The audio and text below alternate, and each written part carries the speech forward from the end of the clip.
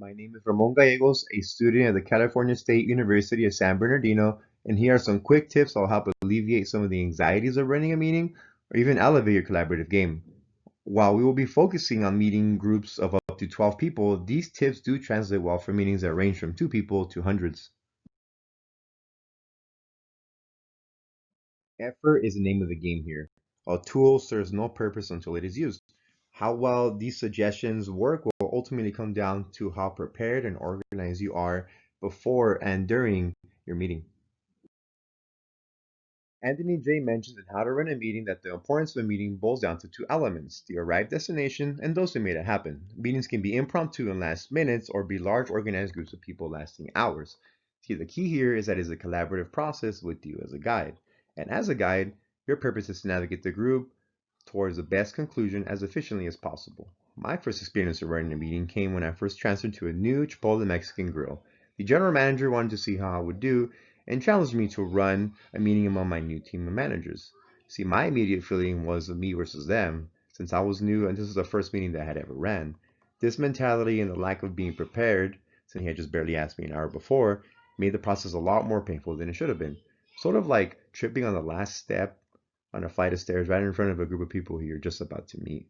A little bit embarrassing, and yes, I was ready to finish that meeting right away. See, my general manager helped me out a lot through this process. Even though I stumbled throughout, he did a great job of playing moderator. He would ask questions when I was being too vague on points that I was making, and then he would clear up any confusion by just looking around the room. Not only that, but the feedback he provided at the end of the meeting really provided a lot of clarity. He mentioned that he wasn't there to pick on me because I was new, but we were all there to work together to get stuff done. Even though I learned a lot from my general manager, like running better meetings, I did it in my own way. I took what things I liked about his style and I executed it through the lens of my experiences, my personality, my beliefs, and truly made it my own. The same should be for you. Learn and take what things you like and discard the rest. Don't forget to provide a welcoming environment as well. That experience can be a lot more traumatizing and not so much a learning one if I wasn't welcome to begin with. Like a hammer to a carpenter, the agenda is the most important tool you're going to need to guide that collective group of people. Now, small lists do great for quick meetings like those I had behind the shift, but an agenda is necessary for longer meetings set up in advance. A few key things to include would be a title, names of participants, using bullets for lists, subheadings for topics, start and end times, and the name of the location where the meeting is going to be held.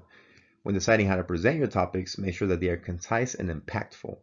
Instead of having words like profit and loss or P&L, it'd be more informative and provide better direction if it said something like P&L, controllables are over budget, what is the plan of attack? I also like to add smaller descriptions next to these topics. Words like informative only or requires input can read the team even further.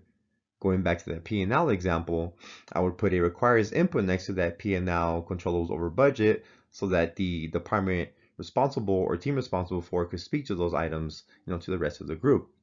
As likewise, if you're going to provide pages of text or numbers like financials, keep the information organized and sequential to the agenda. Highlight the key information so that the group can follow more easily, and do not forget to send it with enough time for everybody to prepare, around 3 to 4 days. If you send it out too early, it could be forgotten, and too late, and you run the risk of having others not being prepared. So extend then the same courtesy. Speaking to the topic of preparedness, managing time is both a before and during the meeting thing. So don't forget to start your meetings on time. It shows that you have respect for the time of those who made it there. It provides the groundwork that you are there to arrive on something important. And it also shows that time is not only short but valuable. So hopefully soon enough, those who are late will get the hint. Also, to improve your time management, make sure that you go over the topics in the agenda before the meeting and you track how long it takes to go over that material. I made the mistake of drafting agendas the day before and not going over the information at all, which has caused those meetings to go way over the estimated time. Another way to help you with time management is having somebody to keep track of time during a meeting if you're not too good at it. If you're worried about how you say something or if your language is too technical, it is helpful to keep in mind who you're talking to. You can always mirror the delivery method off of your bosses.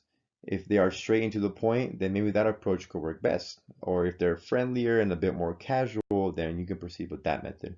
You're looking to engage with the group as much as possible, and meeting them where they are goes a long way in achieving this. This also means that if you're working amongst a group of professionals in your same field, that you don't have to say things in layman's terms. A lot of the times, explaining things can make you lose their attention, and you don't want that during a meeting. At the conclusion of a meeting, provide a quick summary, especially if tasks were assigned. This is a crucial point to provide any last clarity for those who might be confused, and also don't forget to end on a good note. Even if the last point discussed was something that could be worked on, you can always go back to another positive point in the agenda. Maybe turnover was too high, but the quality of the team improved more by having less unproductive team members. Remember, mistakes are going to happen, but you are there to guide, learn, and work as a collective. Thank you.